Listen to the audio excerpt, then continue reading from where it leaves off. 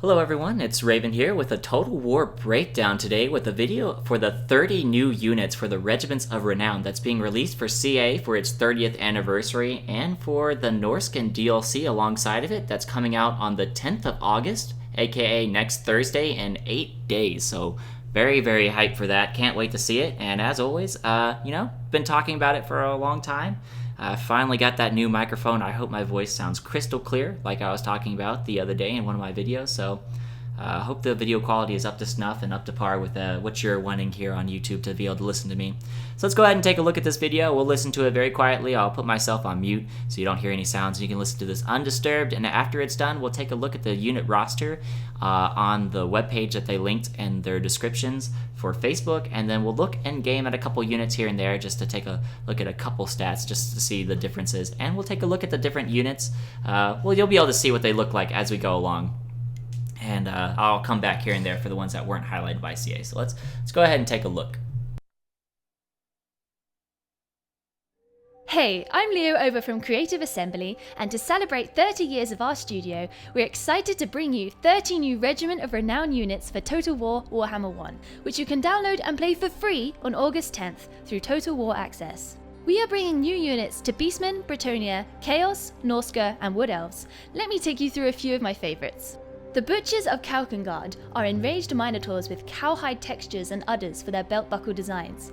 Accompanied by the Sons of Gorus, these are Gorus' personal unit of Centaurs. They are beefed up with armour and are able to do magic damage, which is rare for Beastmen. Moving over to Bretonnia, the Holy Wardens of La Maison-Tale are devoted pilgrims that have shed their shields for an additional hand weapon for dual wielding.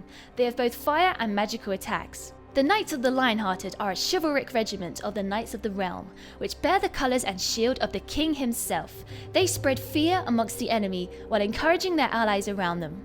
The Chaos Mirror Guard are the beautiful personal guard of Sigvald. Their mirror armour allows Sigvald to see himself at all times while by his side. They are also quick and immune to psychology. Towering over the Mirror Guard are the Weird Spawn. These are grotesque creatures which can sunder their enemy's armour. Over in Norsca, the Brutes of the Hound are berserkers who imbue the savage nature of the Hound God. They are unbreakable in combat, causing fear in their enemies. Perhaps even more terrifying is the Soul Crusher, a behemoth of a creature. This war mammoth strides into battle, leaving destruction for miles behind it. Lastly, the Wood Elves Wild Riders of Kurnos are Orion's personal guard, who bring about the change of Orion each year. They protect those around them with the Guardian ability. But my favourite unit of all has got to be the Firebark Elders. These are treekin that have been set ablaze and now protect others from fire whilst they still burn. All of these units will be available to play for free through Total War Access on August 10th. Thank you for supporting us for the past 30 years, and we hope you enjoy our little birthday present.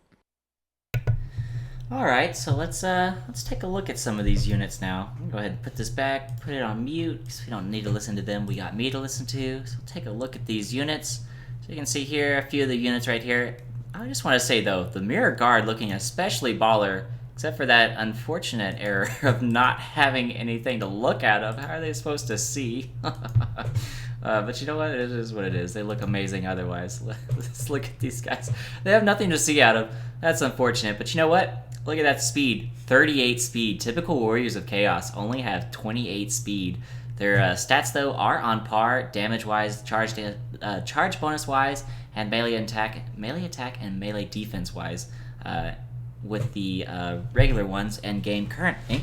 So, the only difference, though, is that speed. So higher speed, good for them, and immune to psychology. So thank God that Warriors of Chaos unit finally got immune to psychology, because, you know, it just made my heart hurt every single time I saw a chosen unit flee from the field in terror of some sort of unit, whether it's another Chaos army that they're fighting with a Dragon Ogre Shaggoth or something like that.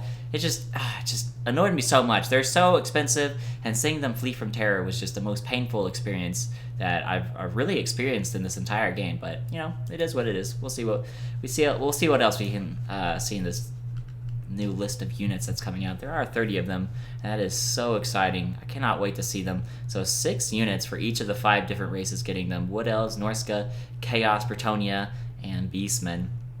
Very, very exciting things, because, you know, we have been, at least I have, I've been wanting some units of renown for the Wood Elves, especially since they were announced. Not really for anybody else. Maybe Warriors of Chaos, because they're pretty interesting too. I'd like to have seen some stuff based around the gods a little bit more, which we did finally see a little bit for the Mirror God, because they are a little bit Slaaneshi for Sigvald the Magnificent, as always.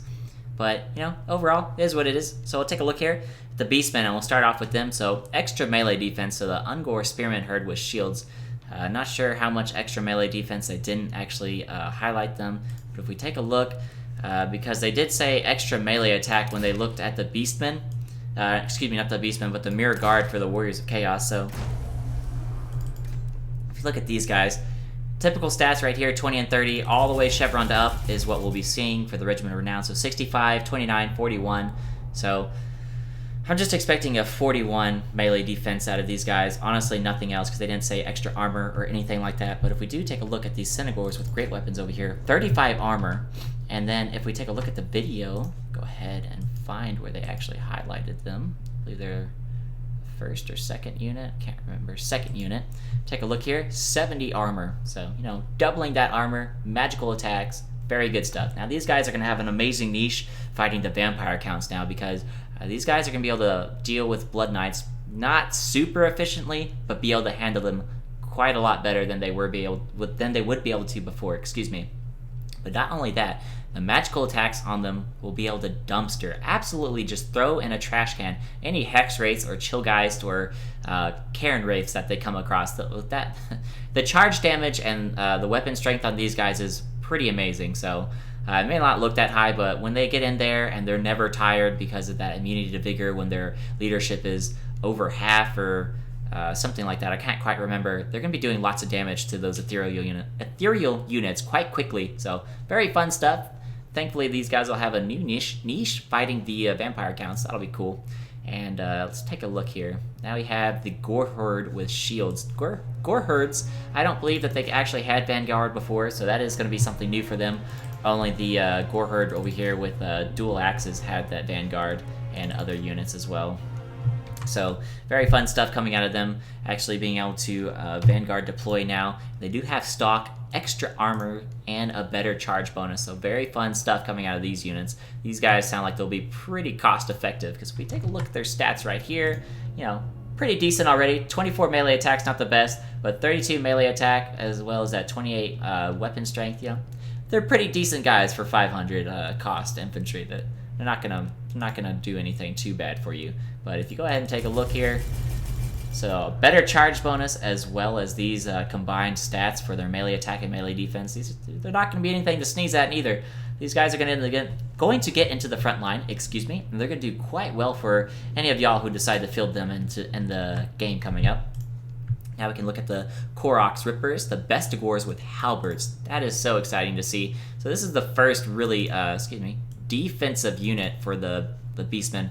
As we all know, Beastmen are very rush heavy. They don't really rely on protecting too many of their units, other than if they bring Ungor Raiders with their bows in the back lines. But honestly, I kind of go for more of a Gorebull heavy or cavalry heavy armory instead of focusing on my Ungor Raiders, and put everything into the front line, really. So seeing these guys being able to help support any of your cavalry on the sides instead of using Chaos Poison Warhounds or something like that, you'll be able to start seeing these guys with their halberds and very good armor, 100 armor, plus their very good charge defense versus large. So being able to soak up the charge of a Grail Knight unit, if you guys haven't seen the charge bonus of a Grail Knight unit, you're missing out, because 82 charge bonus is ridiculous. Tied in with the charge bonus of 36% when in Lance formation, that puts these dudes to like 110 plus charge bonus. I can't quite remember, but 39 weapon strength on top of that, so they're doing like 140 damage per night. That's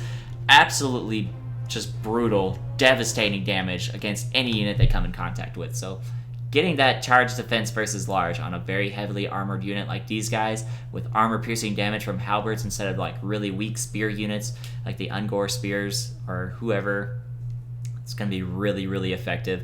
And now we can see the Cygor over here with the Warp Gaze ability. Now this says a cannot move hex. Now, I'm not sure if it's talking about a hex that cannot move, or if it's a literal hex that makes units that it casted on unable to move. So we'll see. Might have just been a play on words, and I'm just not comprehending it quite well, but I'm pretty sure it's just going to be kind of like another net ability, kind of like the Prey of Anathrama or the Net of Ammontok for the Light Wizard, things like that. So over here, the Sons of Goros, Centaurs with great weapons, already talked about them. They do have the Guardian ability though, so physical resistance to nearby characters and extra armor, magical attacks, good stuff. So I really want to see how much physical resistance is provided for these Centaurs for other units nearby, but we haven't been told that yet. We'll see them quite soon though, 8 days, not very long to wait.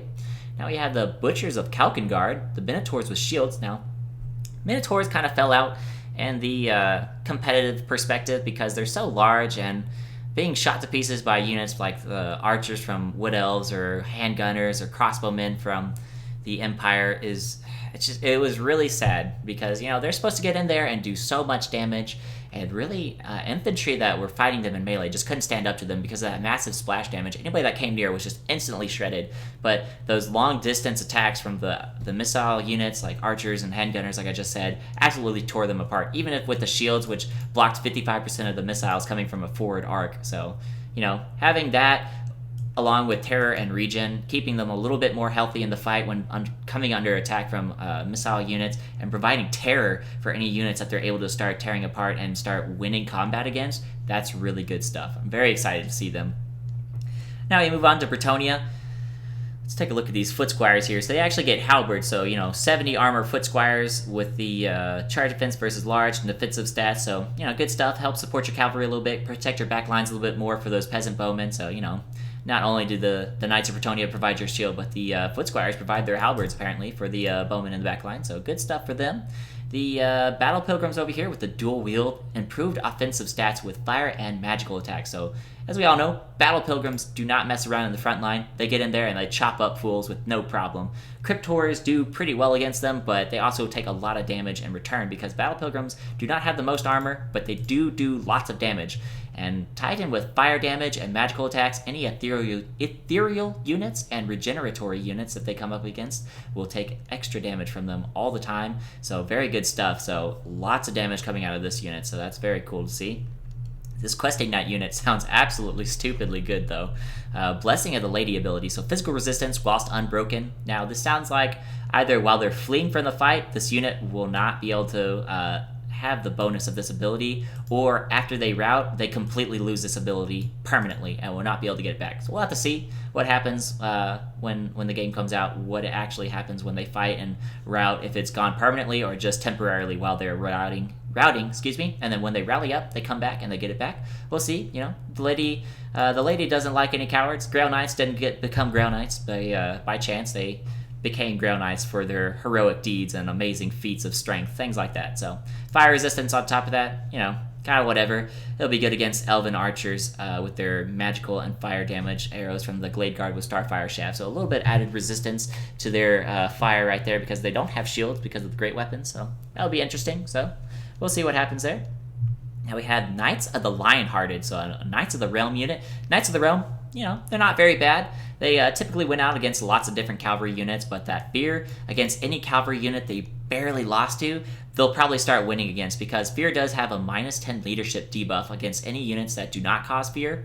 So if they were to lose combat because, the damage taken debuff on their leadership was just a couple higher than the opponent they were fighting, that -10 leadership from fear on their opponent will now cause them to win by 7 leadership, or however much damage that equates to in combat. So that's very interesting to see. Not only that, but they get the encourage and magical attacks, so they're like a discount Grail Knight almost, kind of getting in there, doing pretty good damage, pretty good armor, no physical resistance sadly, but they will be able to shred apart any ethereal units that will be fielded. I don't know what it is today. I can't say ethereal for some reason. But as always, guys, do not bring ethereal units versus Bretonnia, please. Vampire counts and Clan Engrund, leave your undead heroes and your ethereal units at home. Leave those ghosts to rest, please, or they will be put to rest forcefully. Bretonnia doesn't care about them. They're done with your 80% physical resistance. All this magical damage is all over the place, so readily available at every level. So that's just something you need to keep in mind. These guys and these guys will absolutely be tearing up the front lines if y'all bring them. So keep that in mind. Knights Errant over here, Frenzy. Knight Errants, not the best unit. Honestly, that Frenzy giving that 12% weapon strength buff will probably put them in the upper 30s, not too much, but, a little bit. Actually, lower 30s, only 10%, so 33, 34 is probably what they'll get, and then a little bit of a bigger charge bonus. But they will have immune to psychology, so that'll be very nice, when that leadership starts getting a little bit lower. Fear and terror won't affect them as much as it would before, at all, actually, rather. So, very good stuff coming out of them, and their added stats will put them into the 30 ranges for both of their stats, so good stuff for that unit, Knights Errant being able to prove themselves once and for all. The Mounted Yeoman Archers here. Now, I don't know if y'all seen the Cancer build that's been plaguing the ladder recently, but there is a guy that does a single Bretonnian Lord and like a healer on a steed or something like that, or on foot, and then brings like 18 Peasant Yeoman Archers. It hurts to play against. Adding poison attacks to them, though, will make them very effective because they do have a movement speed of 90. So being able to slow down units by 22%, I believe, or 24% movement speed whenever they're struck by a poison arrow will absolutely devastate them. Sorry, I looked away for a second. Don't know how that affects audio too much. So, they'll be able to outrun pretty much everything, just like Goblin Spider Riders with their poison attacks from missile or in melee combat. So good stuff from that. Mirror Guard right here already went over their stats. Excuse me. Does say improved melee stats, but it's the same with everybody. It was exactly the same when we looked at them. It's just the rank 9 Chevron stats that they had. The movement speed was real, though. 10 extra movement speed, 38 movement speed. That's nothing to sneeze at. And immune to psychology, finally. So that's good stuff. Soul Devourer ability, taking damage on a Hell Cannon. Because they are unbreakable, they will typically stay on their cannon and keep firing regardless of what's happening to them for the entire match until they're completely wiped out. So, when it comes down to those really atrocious fights and they get like a couple snake attacks on them, but they survive barely, having that increased reload speed and being able to do lots of damage is just something that's going to be really helpful in the long run. As well as these Forsaken with poison attacks. Now, Forsaken being already a very, very cost-effective unit, having poison attacks and being able to, sunder the speed of units that they come in contact with and lessen the damage that they take as well from very high DPS units like the Battle Pilgrims, that's already mitigated by their high armor, is just going to be even less that they're going to be receiving, including AP damage from any armor-piercing units that they come in contact with. So these guys are going to be very, very, very, very cost-effective units to be fielding. So I expect this to be a staple unit every single match for the Warriors of Chaos.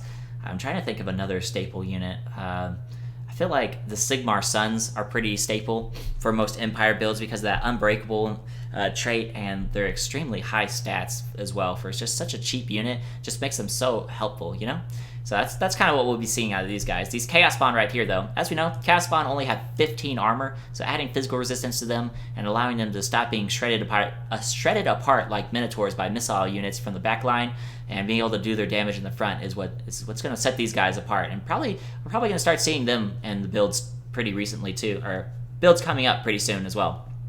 And tying that in with armor sundering melee attacks, they already do like 100 damage per unit. I don't remember. It's something ridiculous. They're very, very powerful. They just get shut down so hard as well. 150 weapon strength per bottle. Oh my god. So that's amazing stats. So added physical resistance, probably 20%, 22%, or 30%. I'm not quite sure what they're going to add it. Or what it's going to be, but unbreakable tied in with the physical resist and this huge weapon strength.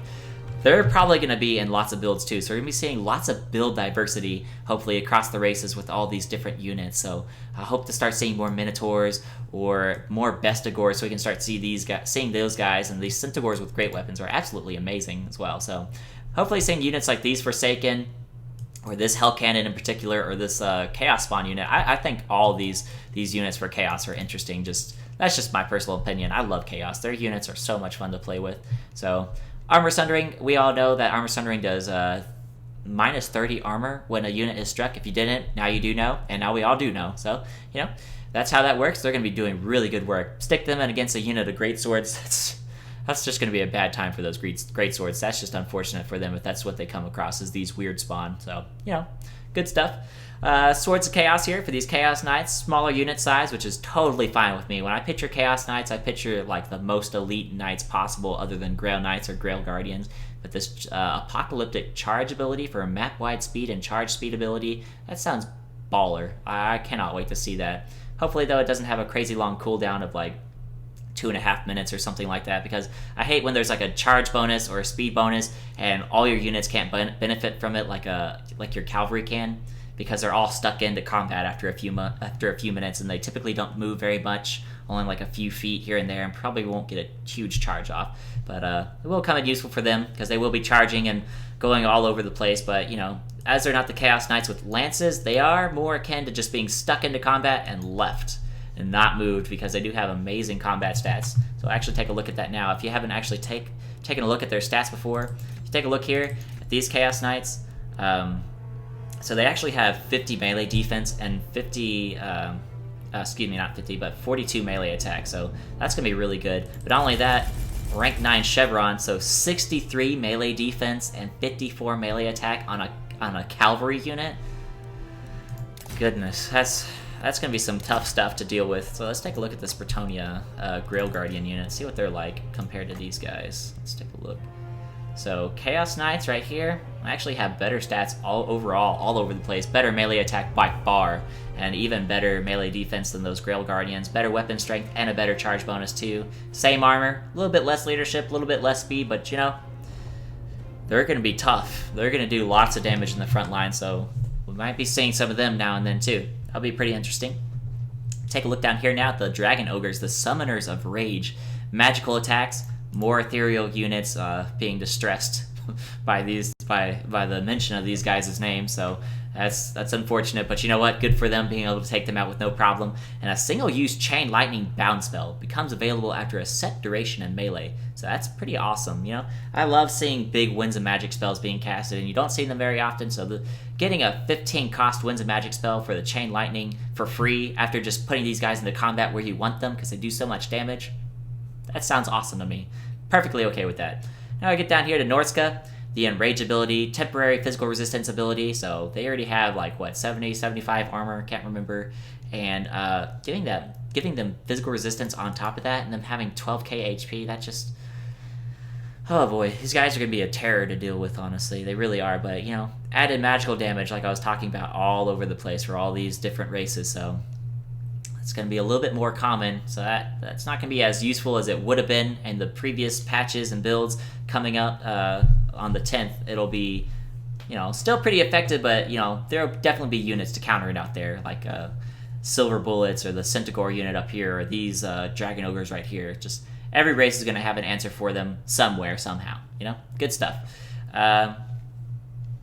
And then Strider, so it's not going to take any movement penalties when it's in a forest or going through bogs or anything like that, so that's going to be pretty useful for this War Mammoth. Now we're going to take a look down here at these Marauder Berserkers. Now this is one of the best combinations of skills I've seen so far in the game. So Marauder Berserkers, if you don't know, I'm going to tell you, they have Stage 1, Stage 2, and Stage 3 of the Berserker trait. Stage 1 gives them plus 16 leadership. Stage 2 gives plus 22% physical resistance in tandem with that 16 leadership that they get, and then Stage 3 gives them plus 16 melee attack. So these guys, tied in with Unbreakable and Fear, are probably going to be routing units like crazy if they have low armor. And on top of that, being unbreakable so they can continue to build that Berserker trait is going to make them absolute monsters. These guys are going to be very, very cost efficient, just like these, where are they? These Forsaken right here. So good stuff coming out of these guys.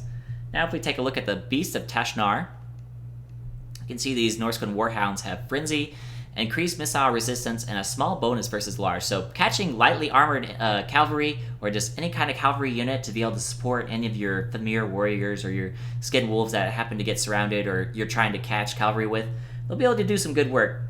And then not only that, they'll be able to have that increased missile resistance and the Frenzy bonus to give them added damage for those really lightly armored targets that they can find and get on into the back lines. Oh, right there, excuse me. And then the Mist Stalkers right here for the Thamir Warriors, Stalk, Vanguard, and Terror.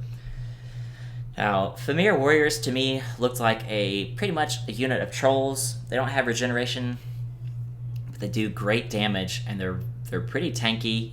Get in there and stay in there for a little while. Giving them Stalk, Vanguard, and Terror, they're going to be pretty sneaky, and they're going to be able to show up in combat wherever you need them, and Terror is going to make them really annoying to deal with. If they show up in your back line and you don't have an answer for them, they can shut down all your missile units pretty quickly, because missile units route very quickly once they come under attack, and Terror, when used against those really squishy units, is very, very effective. So putting these guys against the back line, if you can get them to circumvent frontline defenses and just absolutely slaughter the back line, it's just going to be horrible to see. It's going to be a really sad day for anybody that happens to. So we'll see how they play out. It's going to be pretty cool seeing them in the game, though. And then over here you can see the Skin Wolves that are the armored version having Vanguard deployment. So, you know, not a big difference, but, you know, cool deal that they're being able to Vanguard. So you can see them on top of these familiar warriors right here, maybe with the Norscan Warhounds running up with their really fast movement speed to try and support them all. So that'd be a pretty interesting little squad running around on the sides of your army trying to flank you. That'd be something to watch out for. Now, these Marauders, honestly, are just a giant meat shield from what they sound like. Immune to psychology, immune to vigor, so stay healthy and fresh in a fight and aren't affected by terror or fear at all. But they just sound like a giant meat bag, pretty much. Kind of like peasant mobs or flagellants for the Empire or zombies for the Vampire Counts. That's pretty much what these guys sound like to me. They have decent stats. You know, they'll do okay because they're a Regiment of Renown. But in the end, that's just going to make them a very, very effective meat shield. So that'll be interesting to see. Now over here we can see the Wood Elves.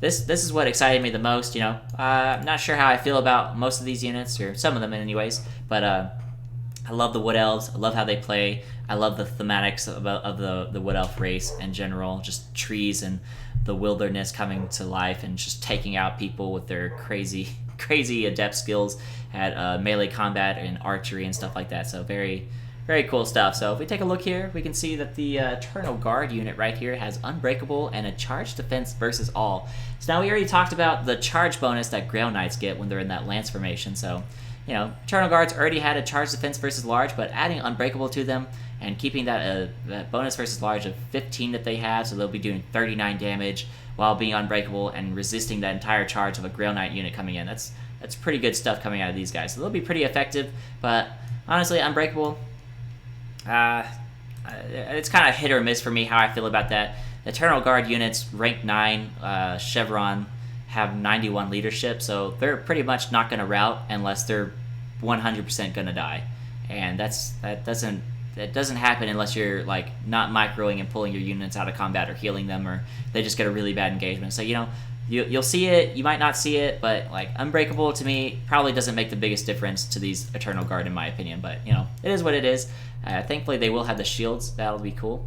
So we'll see. We'll see. You know, mixed feelings about how these guys are going to do. I like the Charge Defense versus all, though. Very good stuff. So the Wild Hunters of Kurnos here. Wild Riders with shields get the Guardian ability, so added physical resistance to everybody nearby. So like I said, though, or maybe I haven't said it yet, but right here it says physical resistance to nearby characters. I'm not sure if this just affects heroes and lords or if it just provides a buff to everybody. I'm not sure what they mean by characters. We'll have to see what they mean. But to me, what it sounds like is everybody near these dudes is going to get a bigger physical resistance. So Wild Riders already have a 20% physical resistance. Question mark on that. I'm not going to quote myself quite yet. We'll see what they got. Take a look right here. 20% physical resistance. So adding on top of that from the Guardian ability from these Wild Hunters of Kurnos, I'm expecting them to have like 30 or 40 physical resistance, however much the ability actually provides. So that's going to be kind of cool. So let's take a look at these War Dancers with Azrai Spears and these Way Watchers. Let me pull up a couple races real quick. So Deepwood Scouts, Azrai Spears, and I'm going to pull up the Greenskins real quick. You'll see why. So if we take a look at the Nasty Skulkers, get rid of all this. Nasty Skulkers, if you take a look at them, they have a Smoke Bomb. When this activates, gives a minus 76% charge speed and a minus 76% speed, just movement speed as well. So it'll drastically slow down somebody. So say this unit of Goblin Wolf Riders is just running at you, minus 76% of the speed, they're going to be incredibly slow. And these guys have a movement speed of 35. So, you know, they would actually probably be faster than these Goblin Wolf Riders, which are a pretty fast unit. Nothing to ignore with how fast they go. So that's very interesting stuff. So that's what's going to be coming out of these Deepwood Scouts. If you take a look right here, it shows that Smoke Bomb ability and a discouraged contact effect on missile attacks. So now we're going to pull up the Dwarves right here, take a look at their Goblobber, get rid of all this stuff. And take a look here. So Discourage is minus 16 leadership over 10 seconds. For 10 seconds, excuse me. But you gotta keep in mind, these guys are meant to tear apart lightly armored infantry. Excuse me. But you have to think too that leadership is affected by damage received, being under attack from missile units, and having that minus 16 leadership debuff just from being struck from the ability that these guys are going to have.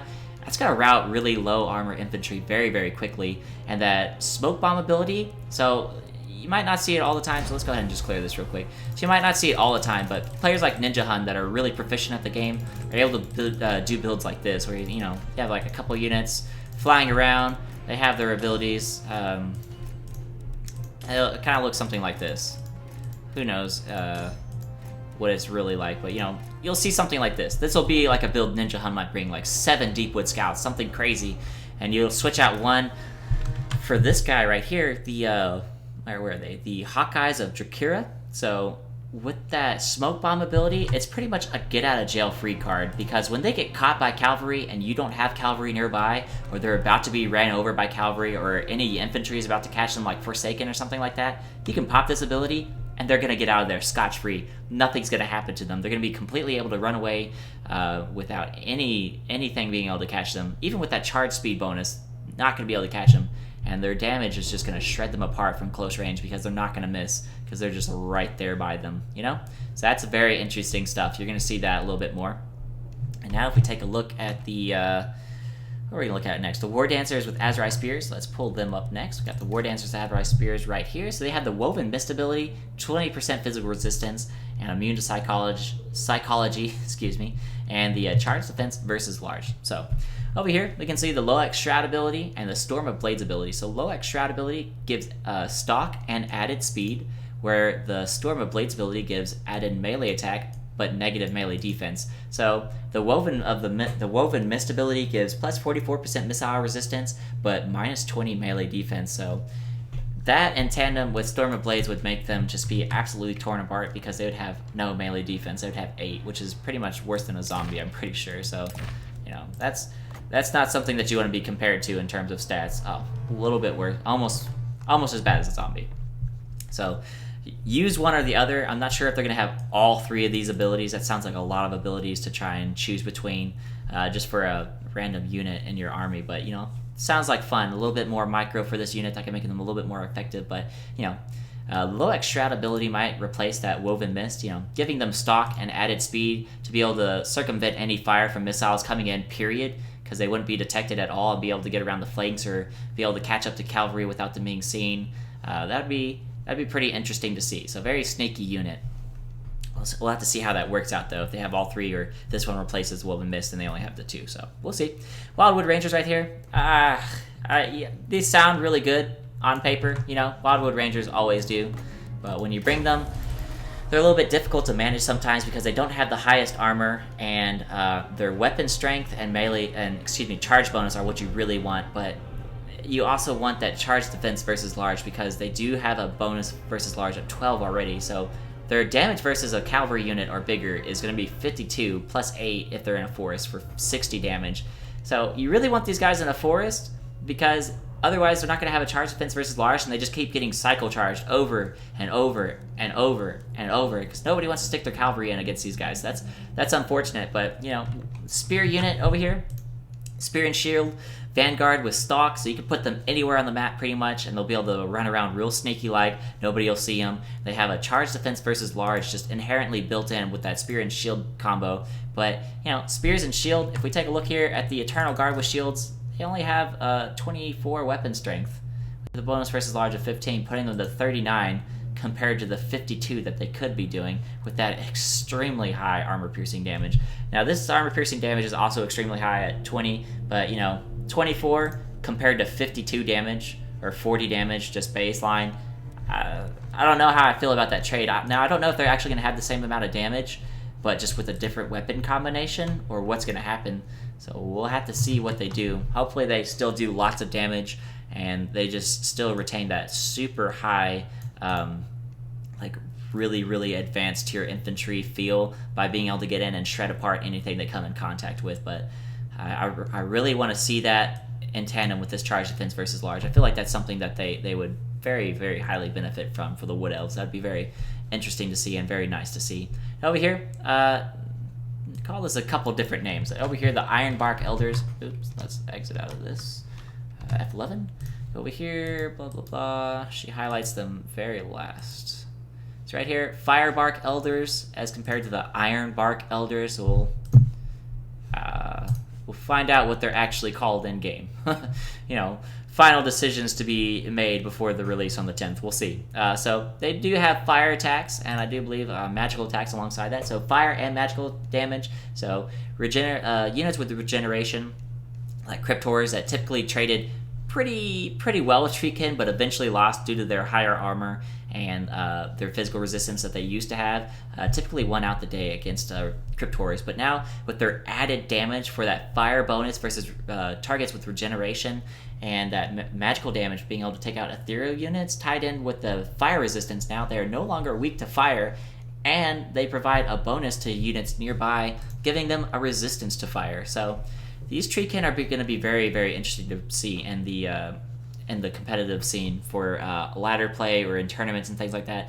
Because, you know, Treekin overall are extremely tanky. They don't have physical resistance, but there's so many units with the Guardian ability or something like that that they can get that physical resistance. And not only that, they provide the Wildfire Aura ability, so units nearby have increased fire resistance. So other Treekin, which have that weakness to fire, oops, not you, Treemen, Treekin, and even Durthu or Ancient Treemen have a weakness to fire at 40%. If you take a look here, so not actually sure how much that resistance to fire is going to be from these Ironbark / Firebark Elders, but you know, it's going to make these guys a little bit more tanky in the front line. But not only that, if you think about it, War Dancers or Eternal Guard or Dryads, even with their weakness to fire or just lack of shields on these two units, with a bonus versus fire that these guys provide, units like let's see, take a look. Not the Wood Elves, we're already on them. Units like the Peasant Bowman fire arrows over here, doing that fire damage, they'll actually have resistance from that just across basic infantry or other Treekin just nearby. So this is going to really help out like your whole army in general, just being nearby with that unit. Just putting them anywhere in your army is going to make such a huge difference, hopefully, against units like these fire arrows or Glade Guard with Starfire shafts and stuff like that, because they do pretty immense damage as well. If you take a look here, 16 armor-piercing damage, so a lot of that could be mitigated because it is flaming as well as magical. So, you know, very interesting stuff to see there. Thank you, CA, so much for these 30 new units. They absolutely looked beautiful and gorgeous. Take a look at all these different units and stuff. So you can watch this video as much as you want. Go ahead and click through and see them on your own. But very cool stuff coming out of them. And I'm so excited that we're getting them for all the DLC races that we've had for so long, and for Bretonnia, who rightfully deserve some stuff for them, because they kind of were in the low light for quite a long time. You know, almost a year before they're officially released. So, you know, I think they deserve some spotlights with some good units coming in for them as well. So very happy with everything that CA has done for us, and I'm so excited for this release on the 10th, and I cannot wait to start playing the Skaven and Lizardmen and stuff like that in Warhammer 2 on the 28th of September. So just everybody keep it in mind. The 10th of October is going to be absolutely amazing. That's when it's all going to go down. So I'll try and get out as much stuff as I can for all the new stuff. Start trying to do a campaign for y'all, probably on very hard. Maybe not legendary, but maybe very hard. I don't mind that so much. We'll see how that works out. And as always, guys, that's pretty much it. That's all I got for y'all. If y'all like what y'all see, go ahead and leave a like. Comment down below to criticize on what I could do better to help entertain y'all. And as always, subscribe if you want to see more. And I'll catch y'all later.